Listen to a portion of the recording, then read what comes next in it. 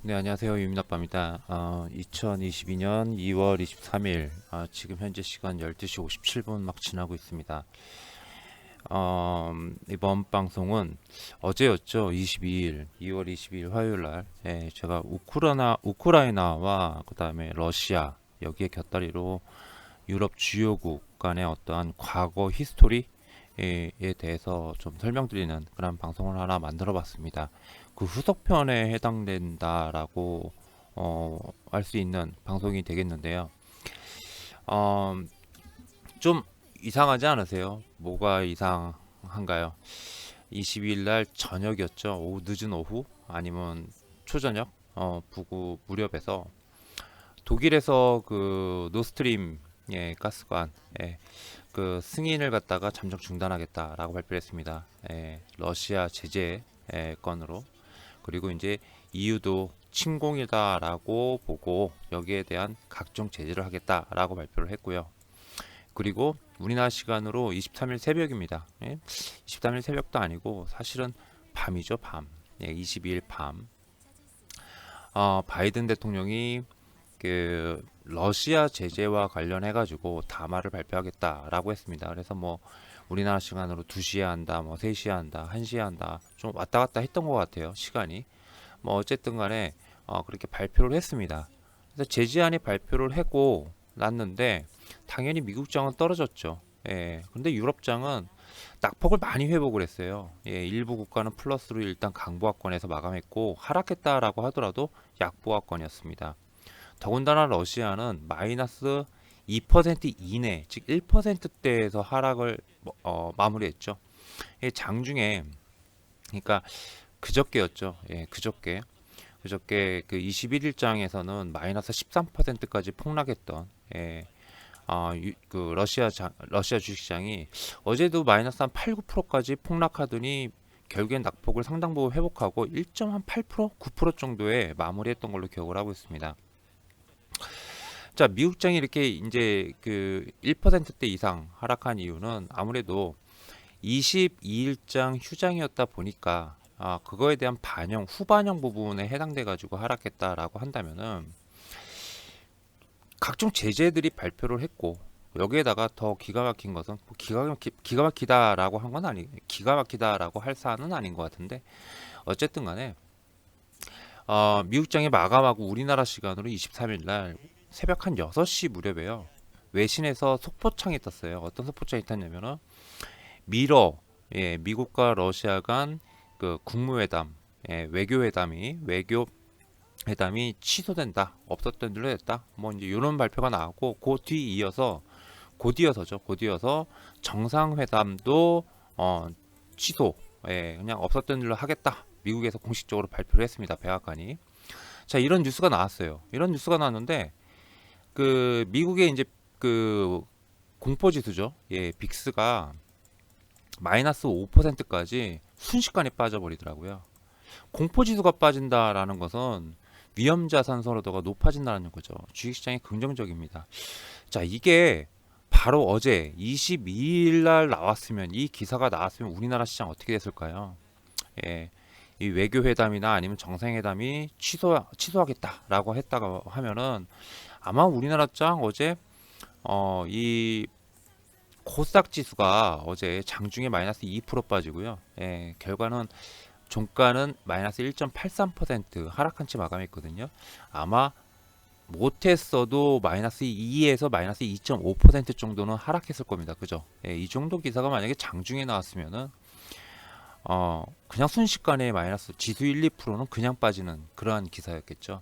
상당히 좋지 않은 그런 기사가 우리나라 시장이 개장하기 전에 나왔음에도 불구하고 갭상승으로 시작했어요. 갭상승으로 시작하고 어찌됐든 외국인들이 지금 양대 시장에서 계속 매도를 하고 있습니다만 어찌됐든 간에 양대 시장 결국에는 그 상승을 하고 있는, 그러니까 상승폭을 확 축소했다가 조금 전부터 다시 반등이 나오고 있는데 어쨌든 이렇게 상승이 나오고 있는 이유, 그리고 미 선물 지수나 유럽 선물 지수도 소폭 강세입니다.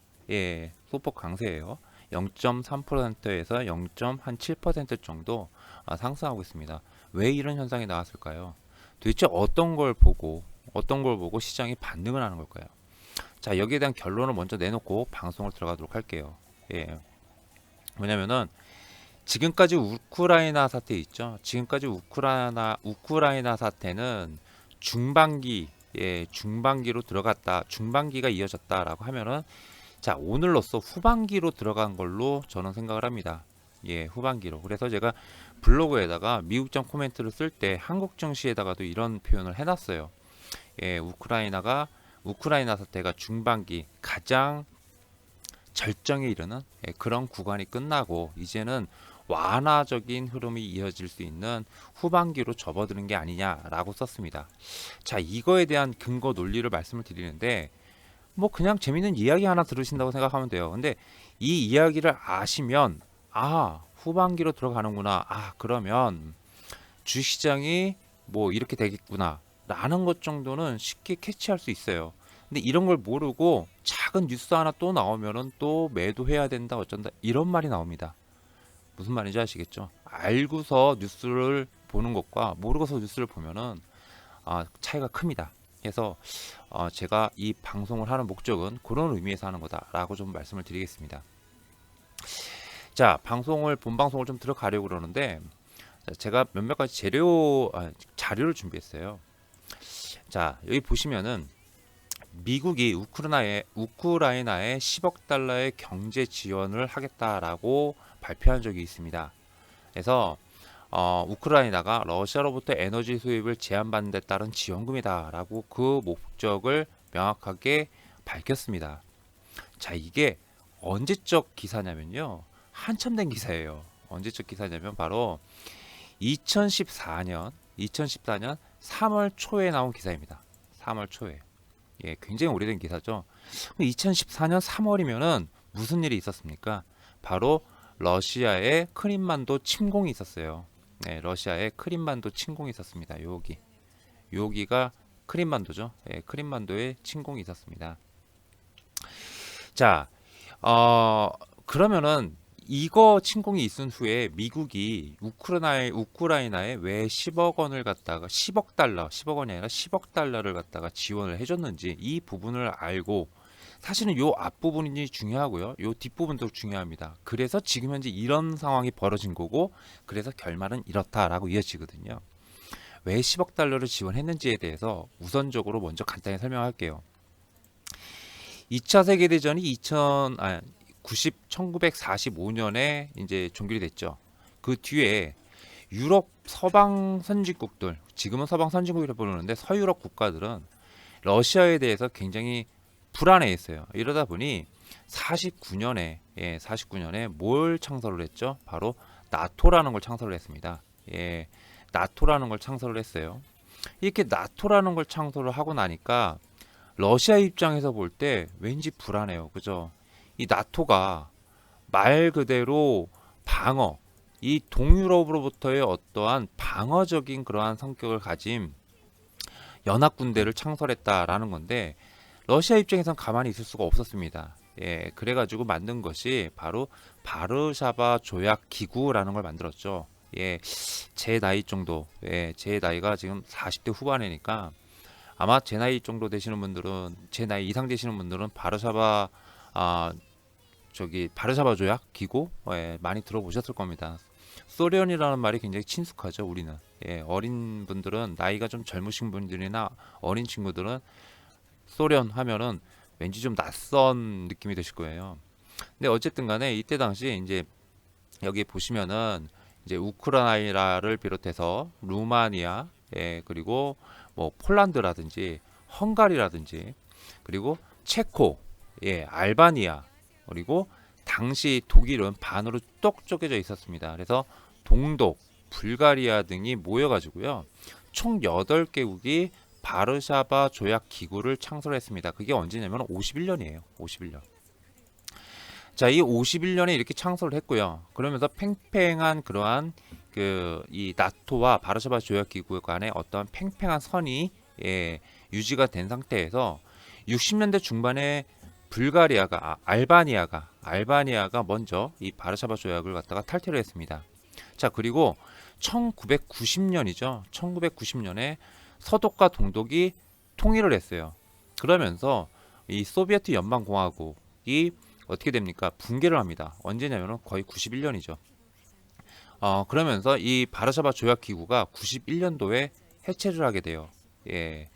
자, 뭐 여기까지는 뭐 쉽습니다. 예. 그런데 이 해체한 순간부터 어디가 등장하냐면 바로 미국이 등장해요. 미국이. 자, 이번 방송이 미국 편이죠. 예, 이번 방송이 미국 편입니다. 자, 이 미국이 이 바르샤바 조약 기구가 해체가 되니까 뭐가 돼요? 이 나토를 이용해 가지고 예, 아무래도 소련이 핵무기가 부담이 되는 거예요. 핵무기가 부담이 된 겁니다. 그래서 이 나토를 통해 가지고 어디에요?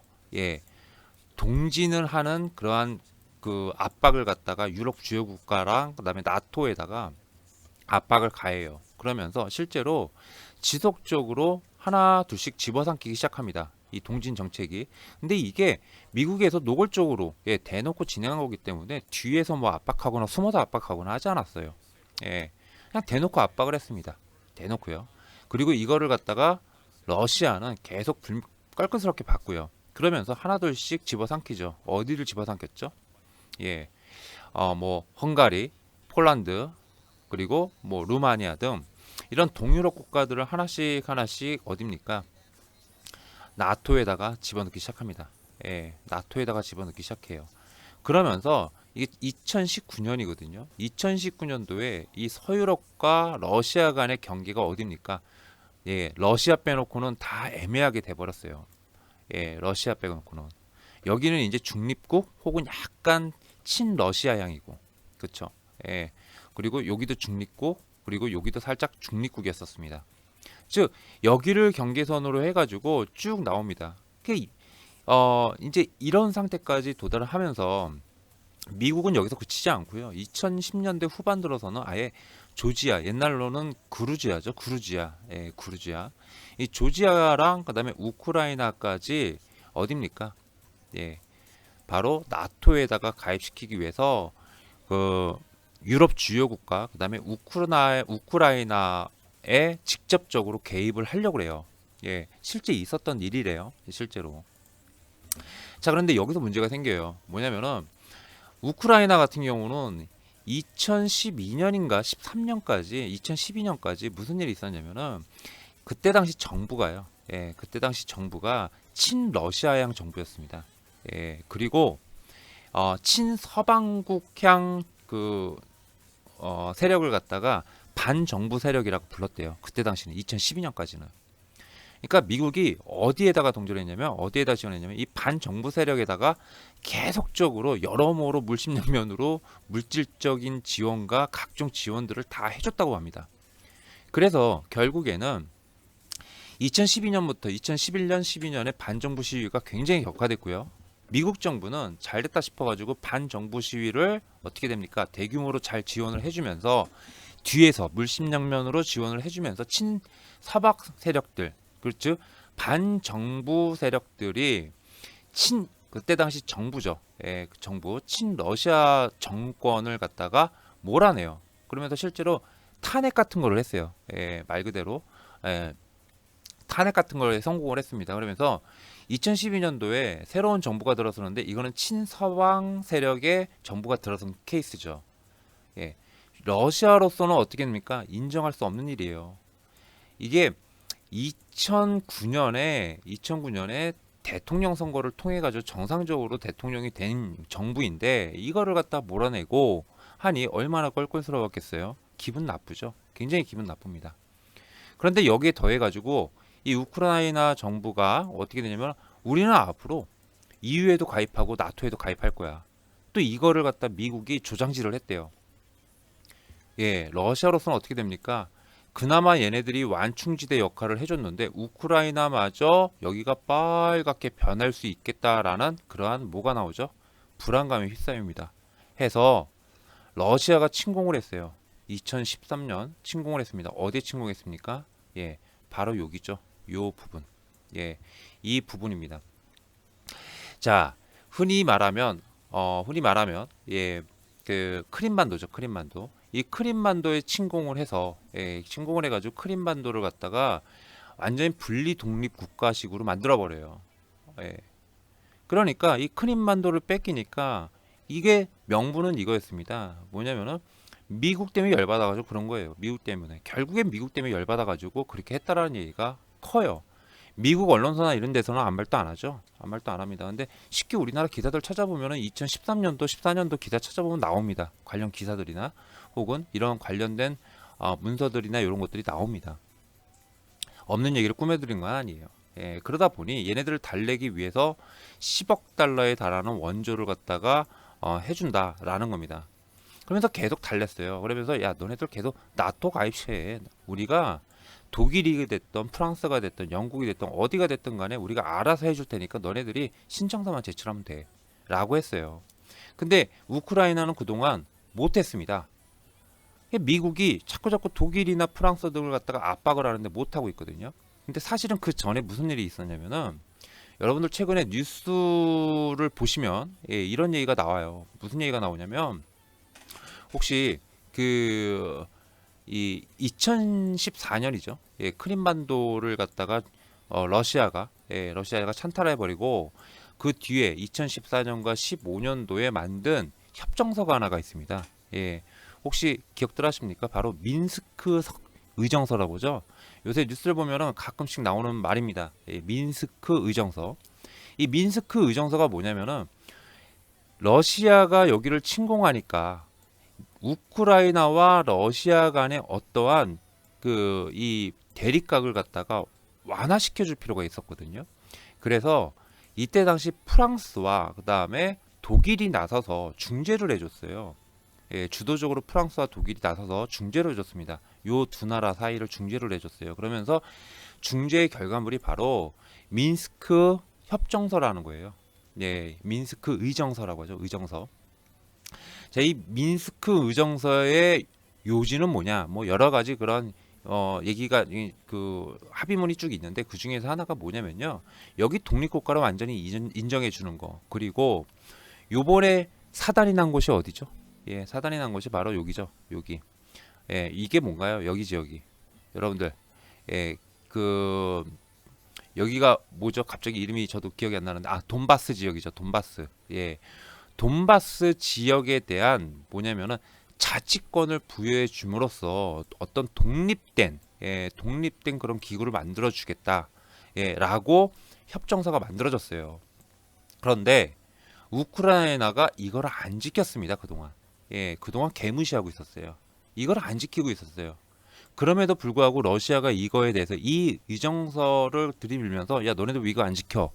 라고 하지 않은 이유가 뭐였냐면은 이 러시아 입장에서 하지 않은 이유와 그 다음에 미국에서 강하게 우크라이나를 비롯한 나머지 국가들도 나토에 가입시키려고 그렇게 많이 압박을 했음에도 불구하고 그동안 왜 그런 일이 없었냐?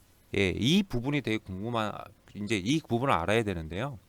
바로 독일과 프랑스 때문이었습니다.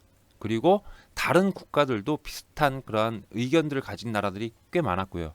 이게 뭐냐면은 대표적으로 독일이죠. 독일의 메르켈 총리 그 여성분 있죠. 여성 총리요. 그 여자분. 삼선까지 총리를 삼선으로 하신 분. 이분이 뭐냐면은 완충 지역으로서 우크라이나의 역할은 완충 지역, 즉 러시아와 서방 국가들 사이에서의 완충적인 역할을 충분히 해주고 있는데 굳이 이 우크라이나를 나토에 가입시켰을 경우 오히려 국경만 맞대면서 러시아와의 관계만 더 악화될 수 있다라는 의견을 개진했다라고 합니다. 근데 이걸 대놓고 독일이 계속 그랬고요. 보면은 항상 그랬죠. 미국이 뭐 노드스트림 뭐 어쩌고저쩌고 송유관 이거 한나 이거 계속 반대하고 뭐 어쩌고저쩌고 계속 하는데도 독일은 은근히 뒤로 뺐어요. 기억들 하시죠? 최근 몇 년 동안 그랬습니다. 그러니까 러시아가 볼 때도 이게 맞는 말이거든요. 그러니까 그 의정서대로 안 하더라도 요 국가들이 반대를 해주니까 은근히 반대를 해주니까 굳이 의정서대로 안 하더라도 러시아 입장에서는 굳이 압박할 필요가 없었어요. 그러니까 여기서 선물을 줬죠. 제가 어제 방송에서는 가스관이 요렇게 지나간다고 표현했는데 요렇게 지나가는 게 아니죠. 사실 제가 잘못 설명했습니다. 뭐냐면은 이렇게 지나가는 거는 다른 가스가 아니고요. 사실은 이 위에 부분이죠. 위에 부분. 예, 이 위에 부분을 이렇게 관통해 가지고 독일로 가는 겁니다. 예, 가스관이 이 위에 부분을 이렇게 아주 독일로 들어가는 그런 가스관입니다. 여기 연안이 무슨 연안이죠? 뭐라고 하죠? 잘 모르겠네. 하여튼간 이 바닷속에 해저 관 케이블을 해저 가스관을 해가지고 하는 거죠. 어쨌든 어제 뭐 그렇게 잘못 설명을 해드렸는데 아무튼 그 가스라는 우리가 값싸게 가스까지 해줄게라고 해가지고 좀 평화로운 분위기가 그동안에 계속 유지가 되고 있었던 거예요. 계속 이렇게 반대하니까 미국으로서는 어떻게 할 수가 없었던 거죠.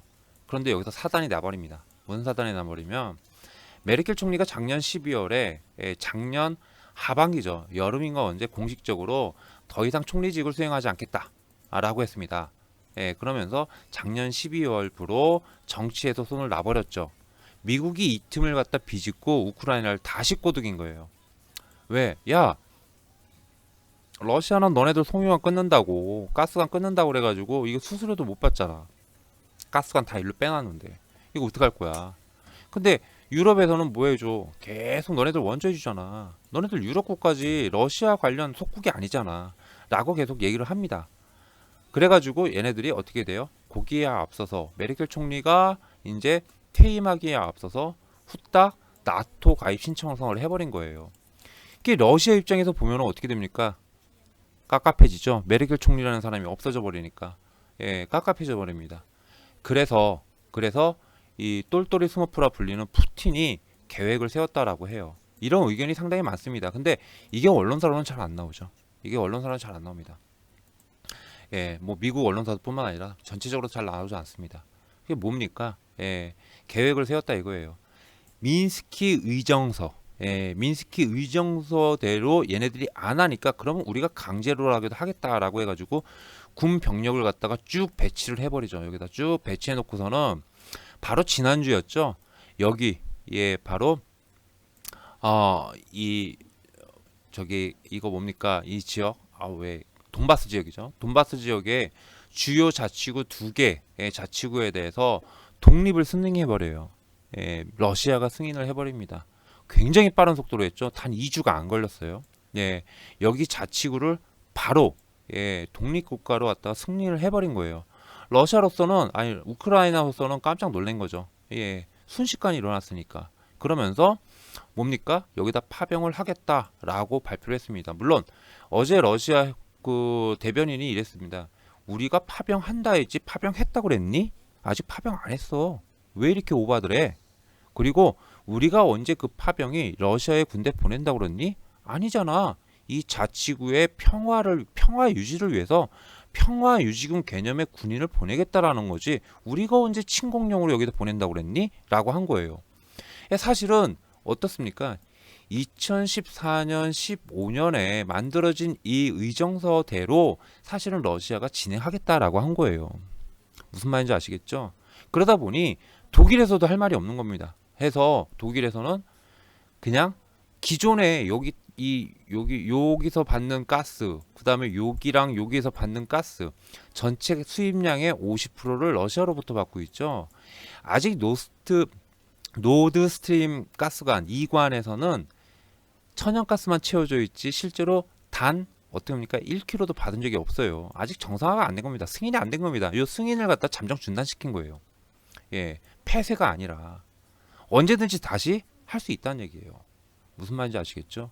거기다 더 기가 막힌 거는 이거 화면이 좀 작은데요. 화면이 좀 작은데 그래도 좀 보여드릴게요. 요거거든요. 미국이 제재한 곳을 좀 보면요. 금융기관 2곳만 제재를 했어요. 신규로 2곳만 제재를 했고요. 그리고 개인들 일부에 대해서도 제재를 했습니다. 그런데 잘 보면요. 과거부터 미국은 크림반도를 갖다가 러시아가 먹은 걸로 해가지고 제재를 계속 해오고 있었습니다. 거기에 조금 몇몇 개 추가한 수준이에요. 그리고 실제로 러시아의 그러니까 미국계 자금이 러시아 국채 보유 금액은 34억 달러 수준이라고 합니다. 외국인 전체 러시아 국채 보유액 중에서 비중은 몇 프로냐면 4%가 채 안 된대요. 즉 어떤 형식상의 제재라는 겁니다. 형식상의 제재. 대충 무슨 말인지 아시겠죠? 예, 형식상의 제재안을 결국엔 바이든이 담화 발표다라는 식을 빌어가지고 거기서 그렇게 한 거예요. 그러니까 실제로 제재라고 하지만은 기존 제재에 별 그렇게 티도 안 날 만큼 이렇게 해놓은 겁니다. 그러면서 단서를 또 달았죠. 어떻게 단서를 달았습니까? 러시아에 침공을 하면은 대규모 경제 제재를 추가적으로 하겠다라고 발표를 했어요. 러시아, 우크라이나에 침공을 하면. 자, EU나 미국은 뭐라고 했습니까? 명분은 러시아가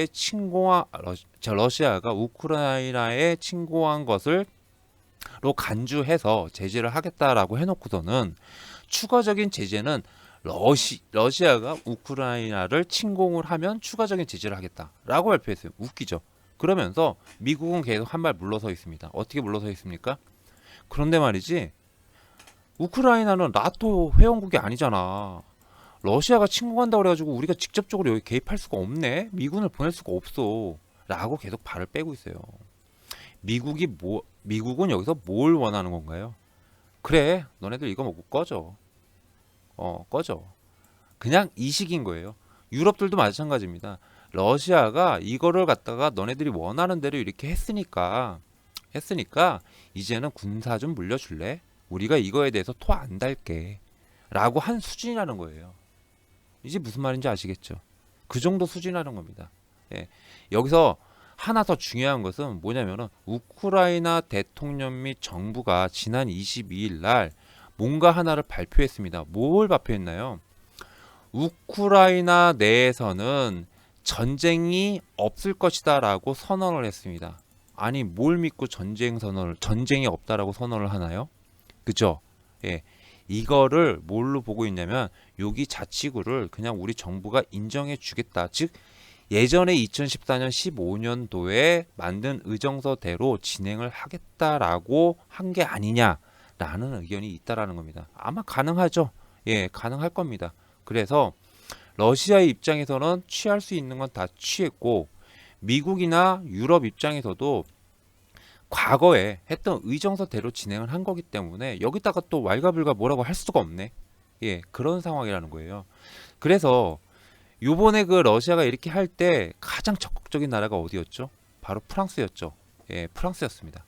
이 프랑스가 어떻게 해요? 계속 전화하고 만나러 가고 푸틴 만나러 가고 그러면서 요번에도 푸틴과 그다음에 미국과의 정상회담, 예, 요거를 갖다가 중간 다리를 놨다고 그러죠.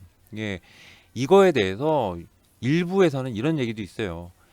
저번에 우리가 한 이 의정서 있지? 예, 우리가 중재해서 너희들끼리 요 두 나라가 협상에서 도장 찍은 서명을 한 요 의정서 있지? 이 의정서대로 우리가 해줄게. 우크라이나에다 꽂혀줄게. 그러니까 웬만하면 진정하고 그리고 넘어가자. 이 프랑스의 그 대통령이 요거를 했다라는 얘기가 상당히 많아요. 이 의정서대로 하겠다고. 예, 무슨 말인지 아시겠죠? 그러다 보니 만약에 그거대로만 된다면은 외무회담이 필요한가요? 그리고 러시아, 미국 대 러시아 간의 정상회담이 필요한가요? 예, 외교회담이 필요한가요? 필요가 없어요. 이거를 인정해버리면 어떻게 됩니까? 이걸 누가 인정하죠? 인정하는 건 결국은 우크라이나거든요. 우크라이나고 그 다음에 미국이나 서방 선진국들은 아무 말도만 안 하면 돼요. 그거는 얘네들 문제이기 때문에 우리가 뭐라고 할 말이 없어 라고 해버리면은 모든 게 끝난다는 거예요. 그래서 시장은 바로 이거를 직시하고 이렇게 진행되는 게 아니냐라고 뭐라죠? 예, 받아들여서 반등을 한 게 아닌가라는 생각이 든다는 겁니다. 즉 이게 맞다면 이제부터는 뭐예요? 우크라이나 사태는 중반기 최절정을 지나서 이제 후반기로 흘러 들어가는 그런 상황이 도래한 게 아닌가라고 생각이 됩니다. 자, 방송이 좀 길었습니다. 근데 뭐 대충 전체적인 내용은 아시겠죠? 미국은 미국대로 해서 우크라이나를 통해 가지고 미국은 뭘 얻었어요? 예, 독일이라든지 프랑스라든지 이런 유럽 국가들을 갖다가 미국 밑으로 줄을 세우는데 어느 정도 일정 부분 성공을 했다라는 게 의견입니다. 그러면서 미국 정부가 이걸 통해 가지고 바이든 행정부의 어떤 지지율 하락을 갖다가 방어했거나 아니면 반등 돌려 세우는 걸 기대할 수 있겠고요. 왜? 전쟁은 어떻게 되든 일단 막았다라는 것 때문에 예, 강도 높게 해가지고 그렇게 예, 대충 그렇게 보면 될 것 같아요. 예. 자, 뭐 요 정도 스토리입니다. 요 정도 스토리예요. 그래서 아무래도 이제 주식시장에서는 우크라이나 사태는 어느 정도 좀 진정 국면에 들어가지 않을까라는 게 개인적인 생각이고요. 그리고 또 그거는 앞으로 한 며칠간 지켜보면서 우크라이나에서 이 자치구를 갖다가 독립자치구로 완전히 인정해 버리는 승인해 주는 그런 게 나온다라고 하면은 이번 우크라이나 사태는 당분간은 완전 소강 상태로 들어가면서 시장 안정, 주식시장의 안정감을 쥐어주지 않을까라고 생각이 됩니다. 자, 이렇게 해서 방송을 좀 마무리 지을게요. 대충 전체적인 이야기 아실 거예요. 이게 과거 이야기처럼 이렇게 풀어놓으면은 대충 보여요. 이런 부분들이. 예, 그래서 설명을 해봐 드렸습니다. 이상 유민 아빠였습니다. 감사합니다.